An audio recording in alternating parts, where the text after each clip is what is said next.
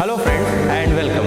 I am Kinshuk Mitra, Assistant Professor in Mechanical Engineering Department, SSI PMT, Raipur. तो आज हम लोग इस ऑर्थोग्राफिक प्रोजेक्शन का आइसोमेट्रिक मॉडल यानी कि फ्री कैड सॉफ्टवेयर में इसका 3D किस प्रकार से बना सकते हैं इसको स्टेप बाय स्टेप देखेंगे। ओके, सो इसको अगर इस फिगर को ध्यान से देखिए इसका क्योंकि जो है 3D फिगर भी साइड में जो है दिया हुआ है। सो ये जो है एक नट और प्रॉब्ली उसके साथ में लगा हुआ एक वॉशर ये का कॉम्बिनेशन जो है आपको यहाँ पे देखने को मिल रहा है। सो इसको हम लोग शुरुआत कैसे कर सकते हैं और इसको किस प्रकार से बनाया जा सकता है। तो जैसे कि हम लोग इसको देख सकते हैं तो इससे हमको पता चलेगा कि ये थर्ड एंगल प्रोजेक्शन में दिया हुआ ड्राइंग है जिसमें कि टॉप व्यू ऊपर दिख रहा है उसके जस्ट नीचे जो है आपको जो है फ्रंट व्यू दिख रहा है और साइड में जो है राइट साइड व्यू जो है आपको देखने को मिल रहा है।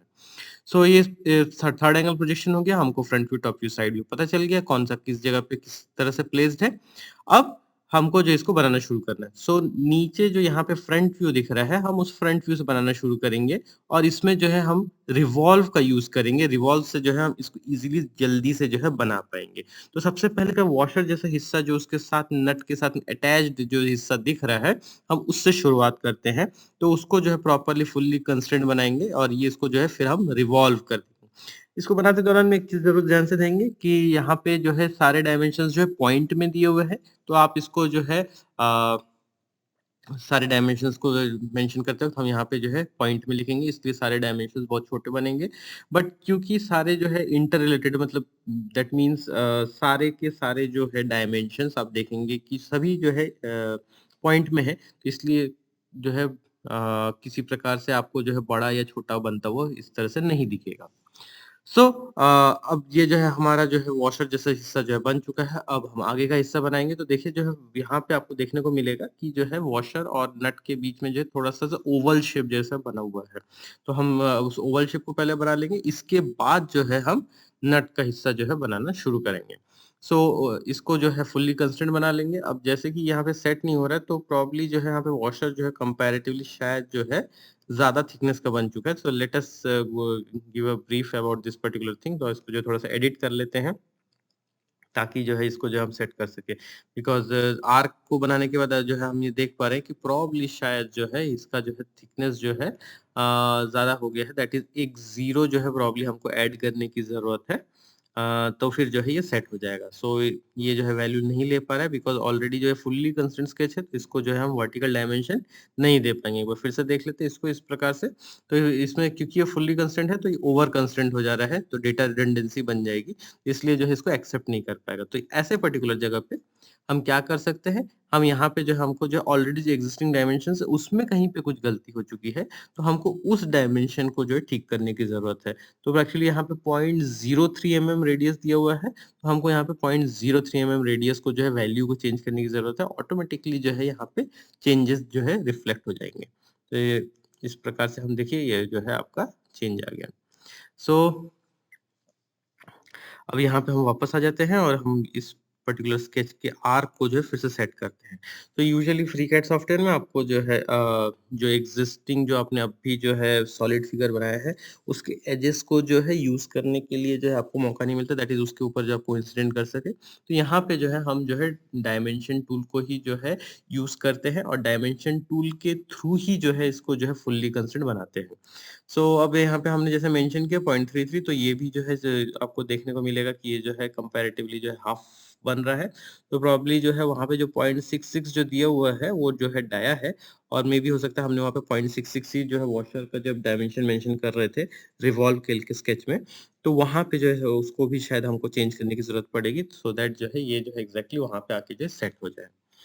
सो यहाँ पे जो है इसको जो है जे एक बार कोई भी स्केच फुल्ली कंस्ट्रेंट हो जाए तो उसको ड्रैग करना पॉसिबल नहीं होता है बिकॉज़ इसीलिए जो है हम किसी स्केच को फुल्ली कंस्ट्रेंट बनाते हैं ताकि उसको जो है कोई भी कभी भी किसी पॉइंट पे जो है ड्रैग करके स्केच को जो है किसी प्रकार से जो है खराब ना कर सके। यानी कि वो अपनी जगह को एकदम फिक्स हो जाए और उसमें जो है किसी प्रकार का एडिटिंग पॉसिबल ना हो। That's why we go for this fully constraint sketch. So अब देखिए यहाँ पे इसको भी सेट कर चुके हैं, तो अब ये बन चुका है। अब हम इसको जो है रिवॉल्व कर सकते हैं। लेकिन अभी जो है ये ओपन स्केच है, तो यहाँ पे ये रिवॉल्व नहीं हो पाएगा। तो अगर हम इसको रिवॉल्व करने की कोशिश करें तो जो है ये जो है फेल हो जाएगा। तो अभी जैसे कि हमारे पास ये स्केच बना हुआ है, इस आर्क का जो है हमको जो है डायमेंशन मेंशन करने की ज़रूरत है। तो हम यहाँ पे डायमेंशन इसको जो है अप्रूव कर देते हैं और इसको इस प्रकार से ही जो है आगे बढ़ते हैं। तो यहाँ पे अभी ओपन स्केच है, इसको हम लोग एक बार जो है रिवॉल्व के लिए ट्राई करके देखते हैं। The moment we will click this particular revolve, ये जो है नहीं हो पाएगा। तो दैट्स व्हाई हमको यहाँ पे जो है इसको जो है एक क्लोज्ड स्केच बनाने की ज़रूरत है। इस प्रकार से हम इसको क्लोज्ड बना लें। अब ये जो है ऑटोमेटिक फुल्ली कंस्ट्रेंट हो चुका है और जो है हम इसको ओके कर सकते हैं। आप वर्टिकल एक्सिस को चूज़ कर सकते हैं, स्केच एक्सिस को, और इसको एज़ इज़ ऑप्शन देख लीजिए। देखिए यहाँ पे ये जो है इस तरह से बल्ज आउट हुआ, जिस प्रकार से बनना होना चाहिए था, वो बन चुका है। अब इसके बाद जो है हमको इसके ऊपर का नट का हिस्सा बनाना है। नट जो है हेक्सागोनल शेप का है, तो इसलिए हमको एक हेक्सागन बनाने की ज़रूरत है।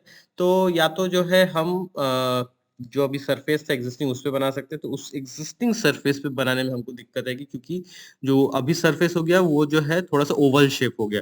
इस ओवल शेप की वज़ह से इसको प्लेन जो है अवेलेबल नहीं हो पाएगा। बॉटम जो वॉशर बना था, पहला हिस्सा, उसमें जो है फ्लैट सरफेस अवेलेबल था, तो वहाँ से हम जो है प्लेन पिक कर सकते थे उस टॉप सरफेस को। बट ओवल सरफेस बन चुका है, इसलिए जो है हमको जो है फिर से जो है पहले वाले रिवॉल्व के जो है फ्लैट सरफेस को पिक करना पड़ेगा, जो कि अंदर जो है एक्चुअली मिक्स हो चुका है ओवल सेक्शन के साथ।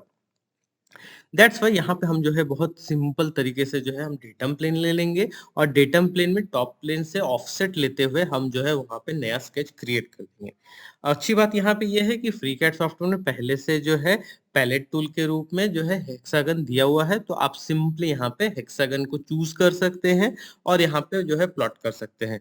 आप हेक्सागन में जो है, क्योंकि पैलेट टूल से आया हुआ हर एक टूल जो है अपने आप में सारे साइड्स इक्वल ही रखता है, तो आपको सिर्फ़ और सिर्फ़ एक साइड को जो है लेंथ बताने की ज़रूरत है, बिकॉज़ ये सारे जो है इनस्क्राइब और सर्कमस्क्राइब के कॉन्सेप्ट से ही जो है बन के तैयार होते हैं, इसलिए इनके सारे के सारे साइड्स जो है इक्वल लेंथ के होते हैं। तो आपको सिर्फ़ और सिर्फ़ जो है ये लेंथ बताने की ज़रूरत है, जो कि ऑलरेडी टॉप व्यू में आपको ये वैल्यू दिख रही है। सो इस प्रकार से हमने ये जो हेक्सागन बना दिया, इसको हम सेट कर लेंगे कि हमको एग्ज़ैक्टली जहाँ पे लोकेशन चाहिए है कंस्ट्रेंट्स के थ्रू। तो ज्योमेट्रिकल कंस्ट्रेंट्स के थ्रू ये सेट हो गया। अब हम इसको जो है पैड कर सकते हैं। तो अब हम इसको जैसे ही पैड करें तो हम इसको देख लें कि जो है रिवर्स डायरेक्शन में हो, क्योंकि जो है हमारा वॉशर नीचे की ओर है। तो इसलिए जो है हम इसको ऊपर कर देंगे तो जो है दोनों में कनेक्टिविटी मिस हो जाएगी। तो इसलिए जो है अब इसको जो है हम चाहें तो डायमेंशन ना देते हुए इसको जो है नेक्स्ट सरफेस या जो है जो लास्ट सरफेस अवेलेबल जो भी इसको मिल रहा होगा उस तक चूज़ कर देंगे, तो सॉफ्टवेयर खुद ही जो लास्ट सरफेस अवेलेबल है वहाँ तक जो है इसको लेके चला जाएगा। तो इस प्रकार से जो है आपका हेक्सागन भी बन के तैयार हो गया है। अब इसके ऊपर जो है अगर हम ध्यान से देखें तो हेक्सागन के ऊपर भी जो है कुछ एक जो है आपको लॉक नट जैसा जो सिस्टम जो है आपको देखने को मिलेगा। सो य यहाँ पे हम जो है इस चीज़ को भी जो है यहाँ पे इनकॉर्पोरेट करेंगे। सो यहाँ पे इसके लिए जो है सिंपली हम सर्कल को जो है यहाँ पे एक्सट्रूड कर सकते हैं और बाद में उसको जो है राउंड टूल यानी कि जो फिलेट टूल के थ्रू जो है उसको कंप्लीट कर सकते हैं। सो ये इस प्रकार से जो हमारे पास पहले से ही जो हमने स्केच किया हुआ था उसी स्केच को हम यूटिलाइज़ कर सकते हैं चाहें तो, और इस प्रकार से जो एज को पिक करके राउंड कर सकते हैं। अब इसके बाद यहाँ पे जो आपको 2 पर्टिकुलर ऑब्जेक्ट्स में कलर डिफरेंस मिल रहा है वो इसलिए मिल रहा है क्योंकि हेक्सागन और उसके नीचे का पूरा जो पार्ट है वो डेटम प्लेन के नीचे छुपा हुआ है और डेटम प्लेन के कलर की वजह से जो है आपको 2 अलग-अलग सॉलिड अलग-अलग कलर में दिख रहे हैं।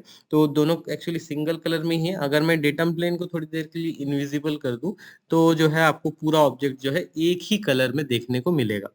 नाउ अब जो है हम यहाँ पे जो है ये सर्कल बना के इसको होल भी कर चुके हैं। जैसे होल भी आपको दिखेगा कि शायद अंदर फ़िल्ड है, तो एक्चुअली होल जो है सिर्फ़ ऊपर में नहीं हुआ, पूरा थ्रू ऑल होल हुआ है।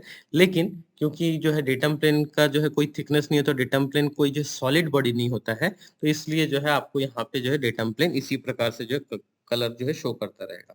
सो इस प्रकार से जो है इस टूल को कंप्लीट किया जा सकता है। यहाँ पे जो है डेटम प्लेन को अगर मेरे को वैनिश करना है, तो इस प्रकार से मैं उसकी जो है डायमेंशंस को जो है कम वैल्यू का करके जो इस प्रकार से इसको विजुअलाइज़ कर सकता हूँ। नट्स एंड बोल्ट्स में क्या होता है कि आप ताकि स्पैनर को बहुत इजीली जो उसके अंदर एंटर करा सके, ताकि क्योंकि जो है दोनों में क्लोज टॉलरेंस होता है, एक्चुअली टॉलरेंस 0 के बराबर होता है। दैट्स व्हाई उसको जो है आपको जो है फिट करने में दिक्कत आती है। इसी वजह से जो है इनमें एक चैम्फर क्रिएट किया जाता है, जिससे कि जो है स्पैनर को इज़िली फिट कर सके। इसको जो है हम कैड में कैसे बना सकते हैं? ये जो यहाँ पे एंगल मेंशन हुआ है, इसी प्रकार के इस एंगल को जो है ट्रायंगल के रूप में बना के अगर जो है मैं रिवॉल्व कर दूँ, तो ये जो है एग्ज़ैक्टली जैसा आपको नट या बोल्ट में जो है उम, स्पैनर को फिट करने के लिए जिस प्रकार से जो है चैम्फर दिया हुआ रहता है, वो चैम्फर जो आपको यहाँ पे बनता हुआ दिख जाएगा। सो यहाँ पे इस प्रकार से जो हम इसको वैल्यू को जो है मेंशन करेंगे, जो आपको यहाँ पे वैल्यू दिया हुआ है, इसकी प्रॉपर प्लेसमेंट करेंगे ताकि जो है ये फुल्ली कंस्ट्रेंट स्केच बन सके। यहाँ पे फुल्ली कंस्ट्रेंट स्केच बनाना इतना इम्पोर्टेंट नहीं है बिकॉज़ जो है जो लाइन का जो लेंथ है, वो जो है डिफाइंड नहीं है। अंदर कितना रेक्टेंगल होना चाहिए वो डिफाइंड है, बाहर रेक्टेंगल इससे कितना भी ज़्यादा भी हुआ, जो एजेस के बाहर जा रहे हैं उसका जो है कोई यूटिलाइज़ेशन एस्पेक्ट नहीं है। तो इसलिए यहाँ पे चाहें तो जो है सिर्फ़ और सिर्फ़ जो ये हमने जो यहाँ पे डायमेंशन मेंशन किया हुआ है, सिर्फ़ इस डायमेंशन की मदद से यहाँ पे जो है ये काम जो है कंप्लीट कर सकते हैं। I am making it a fully constraint sketch. So आपके लिए सजेशन था कि आप किस प्रकार से इसको फुल्ली कंस्ट्रेंट इस पर्टिकुलर स्केच के इस टाइम पे बिना बनाए भी आगे बढ़ सकते हैं। सो नाउ अब हम जो है इसको रिवॉल्व टूल चूज करेंगे और इसको जो है रिवॉल्व कर देंगे। और रिवॉल्व करते दौरान में हमको एक चीज जो ध्यान देना है कि रिवॉल्व मटेरियल ऐड करता है, यहाँ पे हमको रिमूव मटेरियल करना है, इसलिए हमको ग्रूव ऑप्शन को चूज करना पड़ेगा और उसमें जो है हमको इसको जो है सेट करना पड़ेगा। तो यहाँ पे देखिए कुछ अजीब सा रिजल्ट आ रहा है। सो यहाँ पे हम कितना भी इसके वैल्यू को सही रखे हुए हैं, लेकिन फिर भी जो है ये रिजल्ट ही दे रहा है। सो यहाँ पे हमको जो है एक्सिस को जो है सही चूज करने की जरूरत है। देखिए जैसे मैंने यहाँ पे एक्सिस को चूज किया, ये जो है सही रिजल्ट दे दिया। So this is how this particular model is suppose to be made. So that's it for today. Okay, thank